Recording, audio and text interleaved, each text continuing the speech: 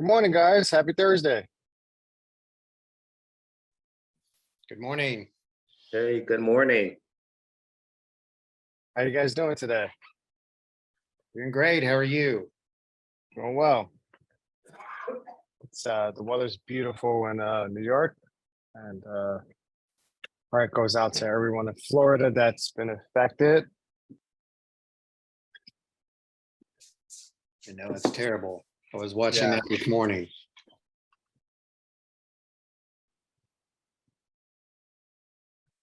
So last week we did role play meeting agents outside of our network, meeting new agents as we had Impact Day 2 weeks ago, and we have the retreat next month. So today we could role play any scenarios that you guys need help with. I know Wayne, we left off with Wayne last week, so Wayne is we're supposed to start off with Wayne today, and then feel free to chime in. For those of you that are new today, I mean, role play I was Chirag's first client in March 2020, and Chirag we used to role play every day during the pandemic, and it really helped me speak to clients and get an understanding of what clients are looking for. So Wayne, are you ready? Yeah, I'll do my best.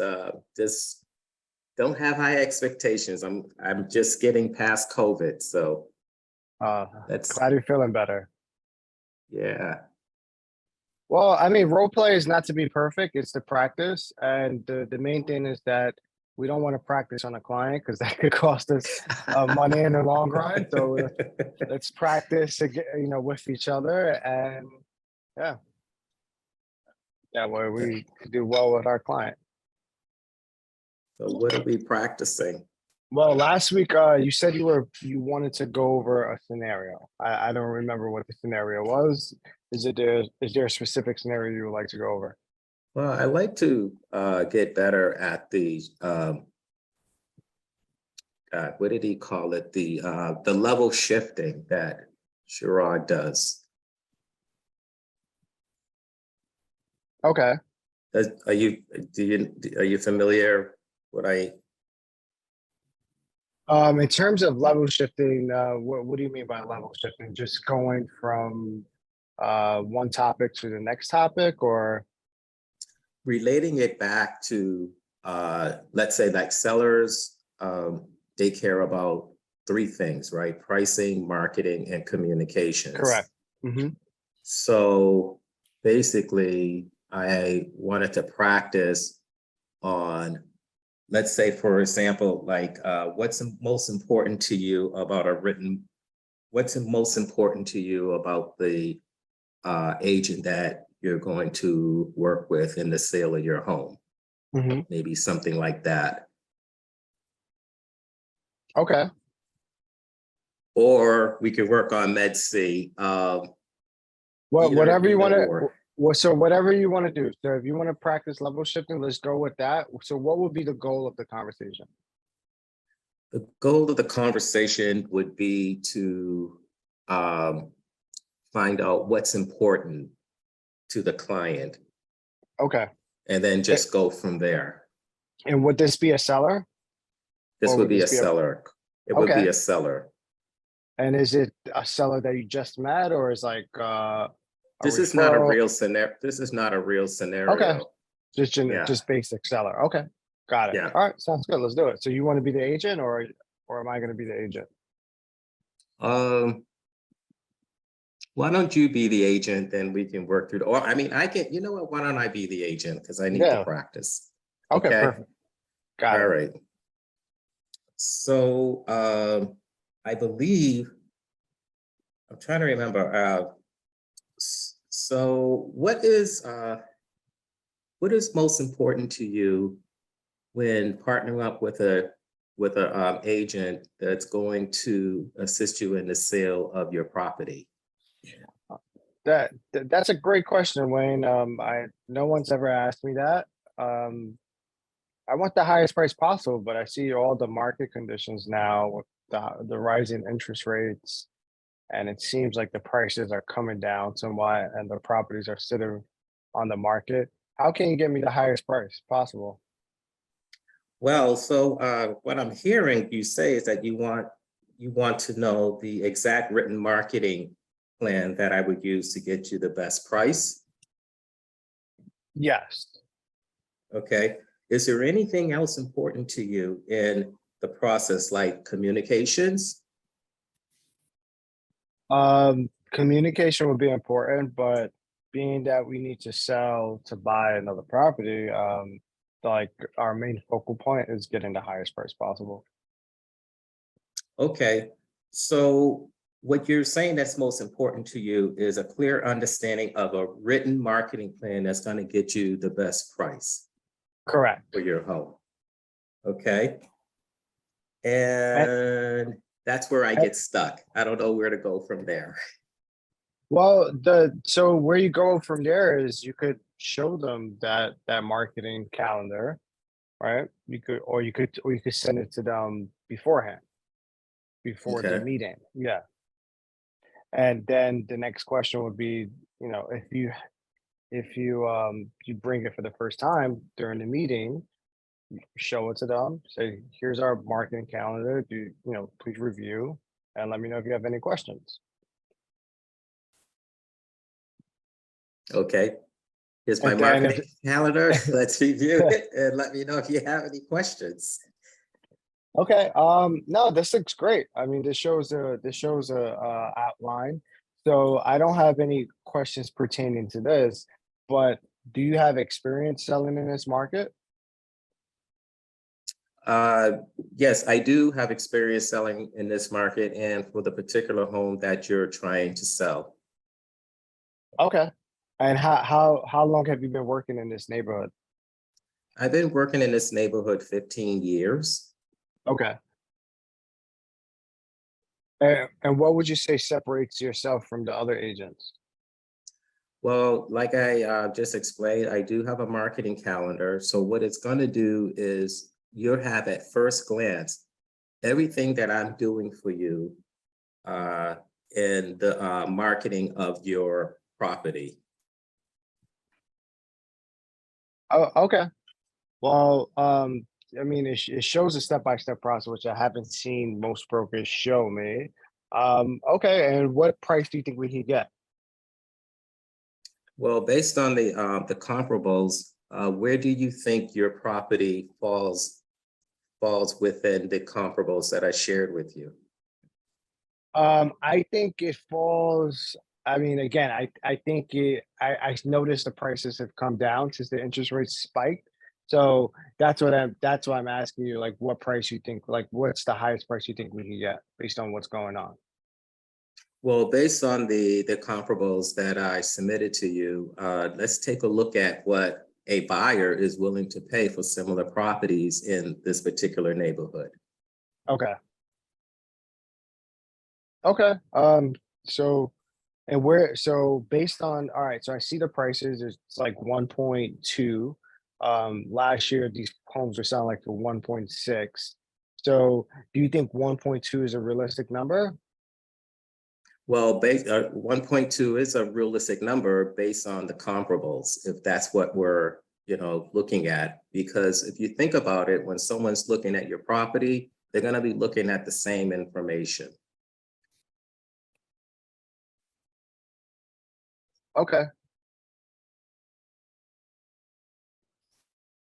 Okay.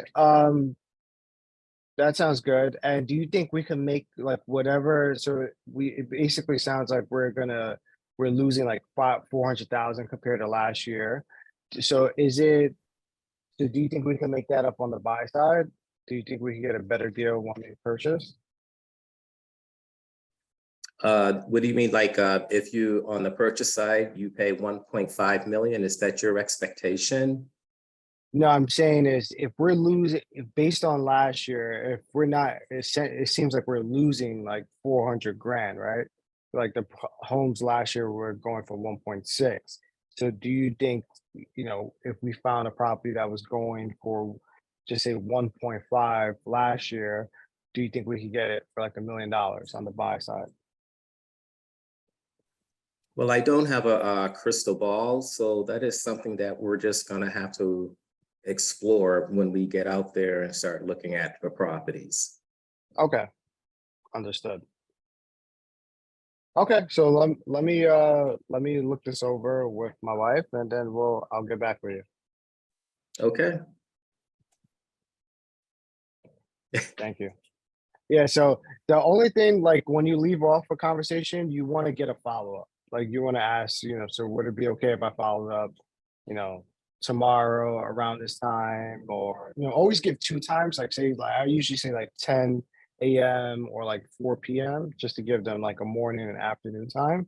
Um, yeah, and just try to get a follow-up. okay. Yeah. But I mean, it went okay. It went okay. You weren't weren't bad.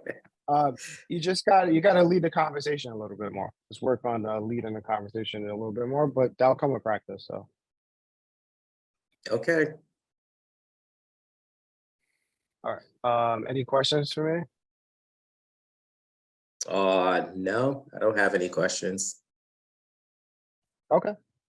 How about you, Rob and Jenny? Do you guys want to practice a scenario? I would like to practice if you can indulge me for a second. Sure.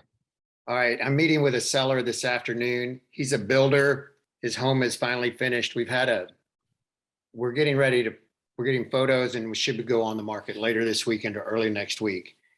Nice. Here's the scenario has been, hey, let's wait and see what the market's saying when we price it. We haven't set a price, but we have a range. Okay. And his thought was, this is 3 months ago, 2 months ago, let's price it high and we can always adjust down. I said, Okay. That scenario doesn't always work. So that's what I'm meeting with him today. Let's talk this through. So I'm the agent and you're the seller, builder. Oh, okay.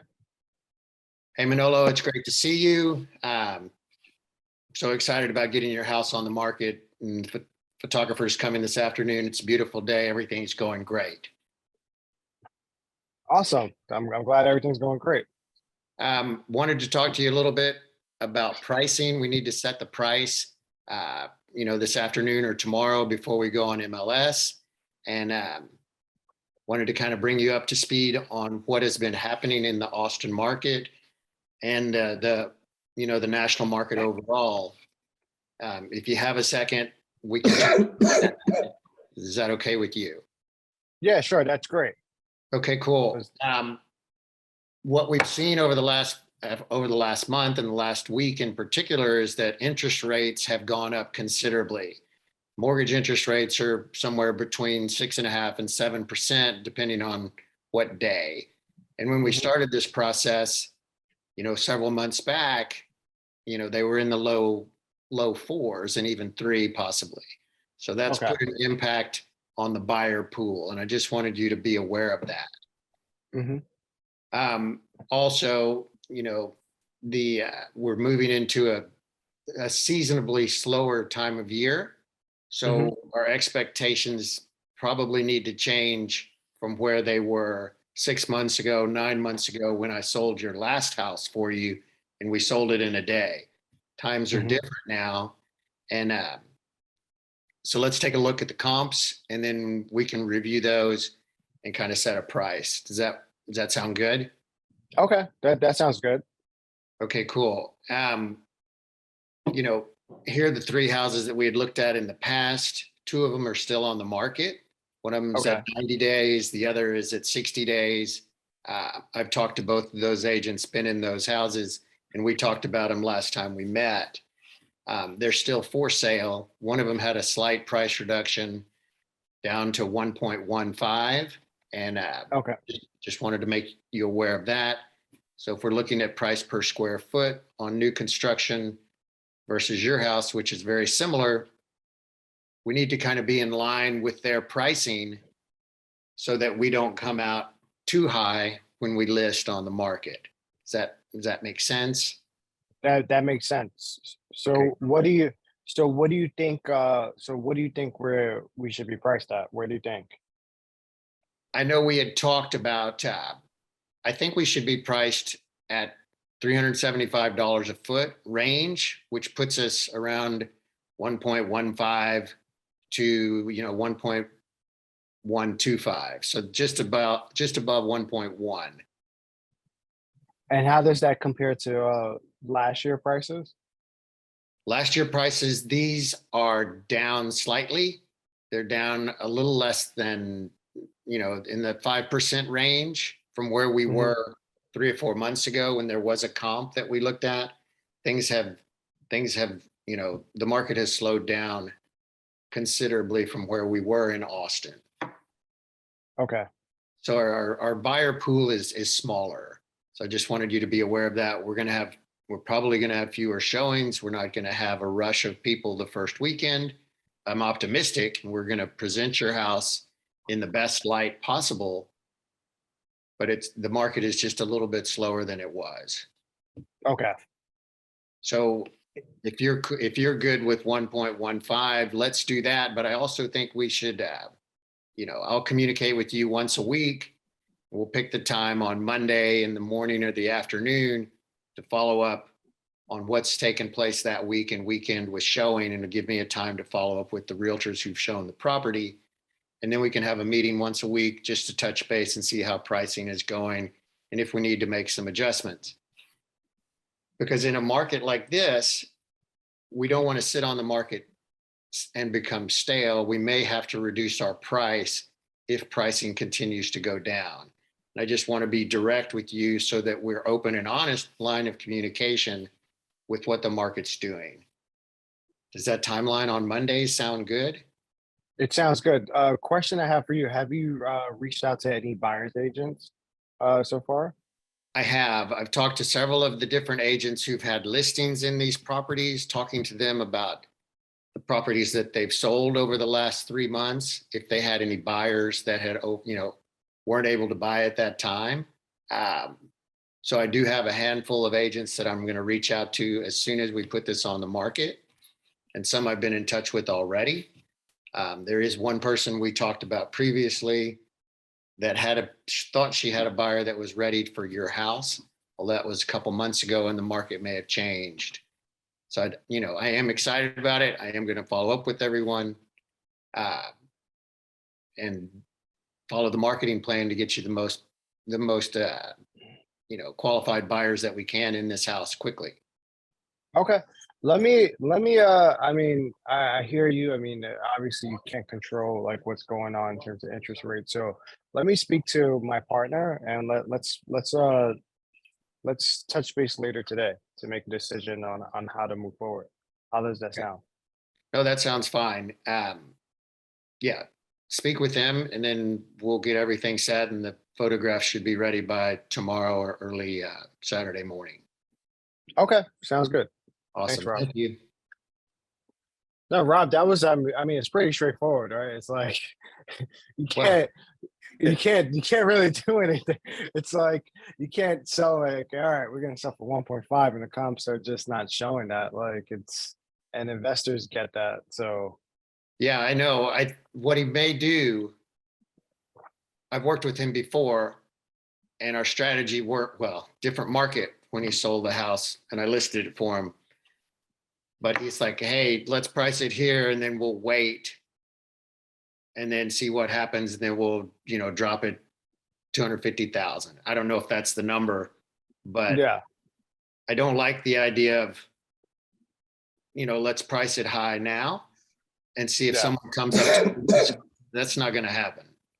So the only suggestion I could give, so I was on the phone with a bank yesterday because I'm dealing with this one of my properties too, similar price point. And I feel like that's the market that's going to get affected, like the below 1.5 or below $2 million price point. So I spoke to a bank and I asked, it was Citizens Bank, and I asked them about buying down the rate. So Right. basically you could, it cost 1% of the loan amount to buy down the rate. Right. And that was that on, like, just for example, for your townhouse, that would save the buyer around like $350 per month. For that price point. Yeah, if they buy down the rate. by a point, which is 0.25% off their interest rate. 0.25% on the interest Yeah. rate, right? Yeah, Okay. yeah. No, that's So good. I would speak to your lender relationships, and see, what they charge to buy down the rate. But that's something I used, you know, pre-shut down when the rates were going back up. Right. No, that'll be good because it shows them that I'm, thinking outside the box to bring some creativity to Yeah. deal sold. So I did the same scenario with the similar price point, basically a 1.1 loan amount. So if you bought down the rate it costs 1% of the loan amount. So it would basically effectively be 11,000. So it would it would be as if the seller lowered the price 40 grand. So basically the seller saves 30 grand. Right. Okay. Yeah. And I saw a presentation about this a couple weeks ago I guess we have a new lender with Compass, right? Okay. And Oh, so, yeah, I don't know. I use my own lender, so I have. no, I did too, but this is a national deal they rolled out. Did you see that? Okay. No, I didn't. If you could forward it to me, it'd be great. No, I'll look for it. I know it's in the Texas region and I think it's national, but anyway, he laid out the same information, which is helpful from a Yeah. listing agent perspective. It says, okay, I get a buyer because I may get a buyer call, and say, hey, let me help you get this house. Mhm. We may need to work on his financing side in some way. Yeah. So that's cool. Thank you. I have a question actually for both of you. Mhm. When someone asks me how much their house is worth, I try not to answer that question. I try to like get them to take ownership of it, the price. What are your thoughts about that? I mean, I don't ever try to take ownership of the price. It's because at the end of the day, the buyer is not you or I or the seller. It's No, I'm talking about the seller. I try to have the seller take ownership of their listing oh, price. I think what do you mean by that specifically? sometimes, I mean, I've heard a lot of people over the years say they'll give them a range. Is that what you Right. mean? Yes, correct. Okay, so you could say it's whatever. For me, it'd be between 1 and 1.5 to start as a list price. Yeah, that's the way I usually go. Because when someone says to me, well, how much my house is worth, I feel like they're asking me to be like a licensed appraiser Oh, when they gotcha. say things like that. But as a listing agent, just the way Rob just say, you give them a range, and then the conversation will be like based on what your motivation, how soon do you need to get out of the house? I would suggest go with the lower range. If you have time, we can go at the higher range. Correct. What do Yeah. you think about that scenario? No, I think I do the same exact thing. I give a range based on the comps. I always say based on the comps and the data, it shows that the homes are trading between these prices. So based on those homes, it seems that the market is bearing around X amount to X amount for the property. Gotcha.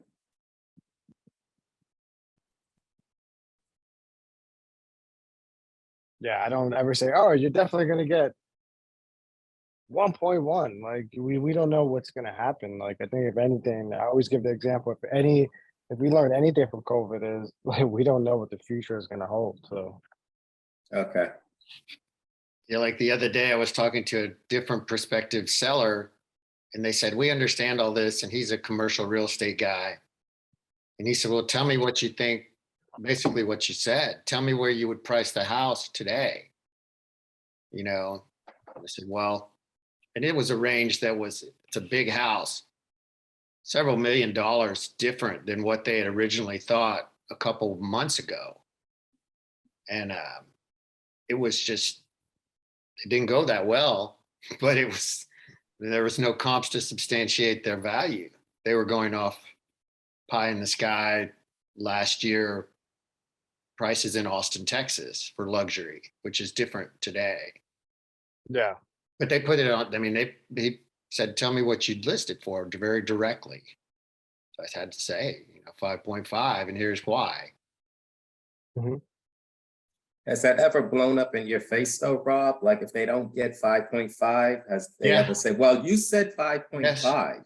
They'll call you on it. Yeah. And you can say, Yeah, well, but you hedge it by saying a range, or the market is what it is. It's changing. But I always tell them, I say, we could list at this number, but I always have that conversation. If we don't get offers within the first 30 days, that means, and we're getting traffic, that means the home is, the market is not, it's not reacting to that price point. So like I have this example where I have this property in Brooklyn, the house next door just sold for 1.96. We're listed at we're initially listed at 1.89, and our layout is not as good as the house next door. So we thought, okay, we justified it by, being 60 grand lower or whatever, 70 grand lower. And I was like, yeah, logically speaking, to me and the seller, that makes sense. But the market is not saying that. We got offer on the table for 1.7. So and that's the only offer we have. So that means the market's saying your property is worth 1.7. Like I'm not the buyer, you're not the buyer. So the market is the buyer. Understood. And I'm just flat out honest with my seller. I just say, listen, like, yeah, I could think this, I could think X number based on the comps, but that doesn't mean the market is going to react to that. Okay. I think I've had it happen too numerous times. So I think the key, and I have to remind myself this too, though, is to consistently follow up and put it on your schedule when you're going to reach out to them, so that they're in the loop with stats, with communication from any showings. And it doesn't have to be, in the past, I would, oh, we had a showing. Let me tell you what it is. If you do it on a schedule, they expect good communication at that time, and you can put more thought into how you're going to present it. That's what I need to remind myself, because I've got a couple of listings coming up, and it's a more challenging market than it was, for sure. Correct. So what we do is the day of so our open house day is Sunday. So Sunday night, we give them feedback from the open house. Then we ask the sellers, do they want a weekly traffic report, bi-weekly? We give monthlies regardless, but we ask them, do you want weekly, bi-weekly? Based on their response, we give them a traffic report every Wednesday or every other Wednesday, then at the end of the month. And we tell them, including the traffic reports is all the insights reports, our digital ad campaigns, snapshot using the Market Watch tool on Compass, just showing them like what's going on in the neighborhood, and then just giving them. And then do we have a summary page of basically like how many people came by, how many inquiries, how many potential offers, how many actual offers, how many people interested, and then we give a summary like, hey, based on these numbers, we think you should, lower the price. If not, if the price is great and the market's reacting well to the price, then obviously we don't need to change. And then if we have an offer or contract out, then, that's great. Yeah. No, I think that's the key. And I'm glad I jumped on, and I appreciate it very much. It'll help. Yeah, this was good. This was good stuff. But yeah, I agree, Rob. Communication is very important, especially as the market shifts. We dealt with it in New York very heavily at first of the shutdown, where it was like every week was like a different market. It was like so crazy. Right. Ours is slowing down a lot, but all of a sudden it seemed like there's more showings. So maybe it was just a hump with people coming back, or dip coming back to school and getting their feet on the ground, getting adjusted to the new rates. Because we still have low inventory, but it's increased. Yeah. I think Austin overall will be good because I was actually just meeting with a developer. He developed in Brooklyn, but he's also developing in Austin and Denver right now. And he's like, yeah, it's so tough to do anything in Austin because there's just lack of inventory. Right. So hopefully we'll be good. Sellers will sell. Yeah. Yeah, exactly. All right, guys. Well, nice seeing you guys today. This was great. Wayne, we'll go again next week. All right, let's do it again next week.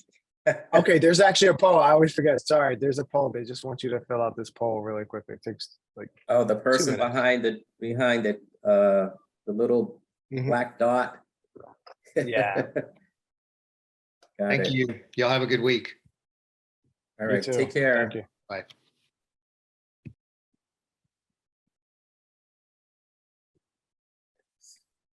Thanks, Justin.